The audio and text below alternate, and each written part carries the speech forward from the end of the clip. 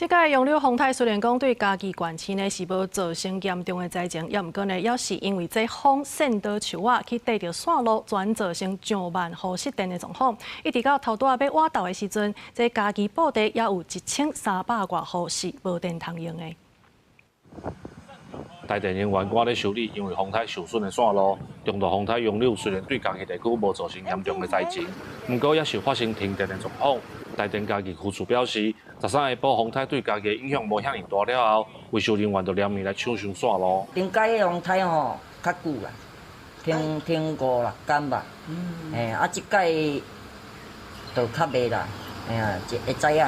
昨下晡停电停到10点半。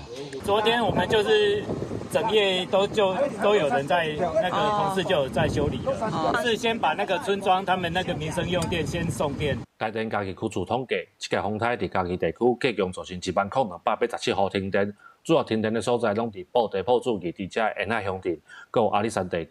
停电的原因除了有树仔地着有啊，真侪嘛是因为电线去互风吹甲断去。像昨天那个从下午开始，它台风登陆的话，它就看线就是这样一直摇摆，那就会导致我们那个短路线路短路。台电家己区处表示，为了这届风台，拢有加派人员甲设备要来进行修理的工作。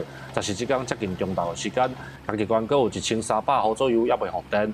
家己区处表示，会继续加派人员协助电力的恢复。记者林慧婷家己报道。